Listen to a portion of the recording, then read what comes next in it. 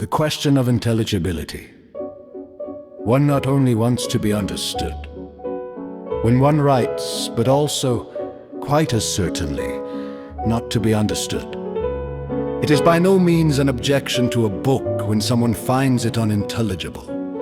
Perhaps this might just have been the intention of its author. Perhaps he did not want to be understood by anyone. A distinguished intellect and taste, when it wants to communicate its thoughts, always selects its hearers. By selecting them, it at the same time closes its barriers against the others. It is there that all the more refined laws of style have their origin. They at the same time keep off, they create distance. They prevent access. Intelligibility, as we have said, while they open the ears of those who are acoustically related to them.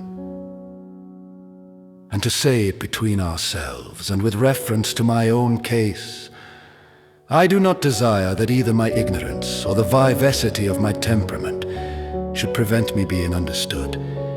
By you, my friends, I certainly do not desire that my vivacity should have that effect, however much it may impel me to arrive quickly at an object, in order to arrive at it at all. For I think it is best to do with profound problems as with a cold bath. Quickly in, quickly out. That one does not thereby get into the depths. That one does not get deep enough down.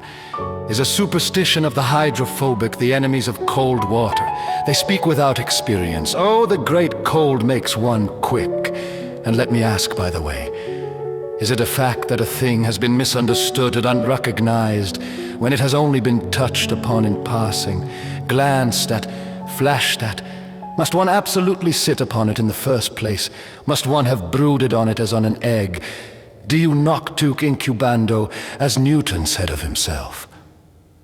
At least there are truths of a peculiar shyness and ticklishness, which one can only get hold of suddenly and in no other way, which one must either take by surprise or leave alone. Finally, my brevity has still another value.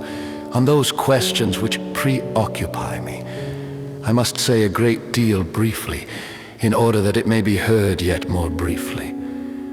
For as a moralist, one has to take care lest one ruins innocence.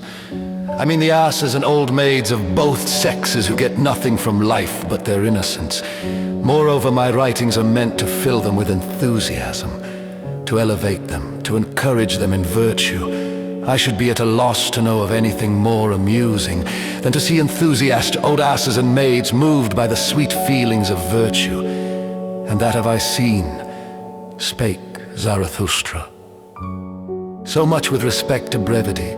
The matter stands worse as regards my ignorance, of which I make no secret to myself. There are hours in which I am ashamed of it.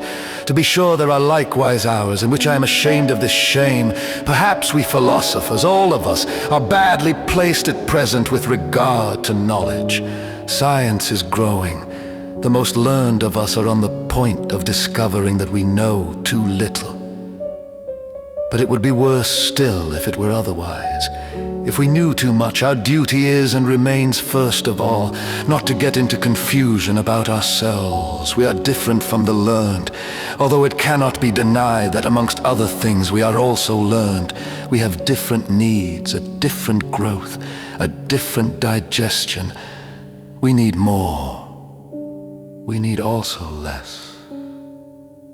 There is no formula as to how much an intellect needs for its nourishment, if however its taste be in the direction of independence, rapid coming and going, traveling, and perhaps adventure for which only the swiftest are qualified.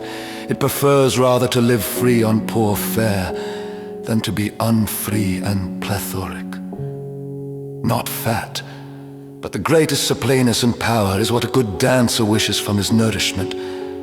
And I know not what the spirit of a philosopher would like better than to be a good dancer.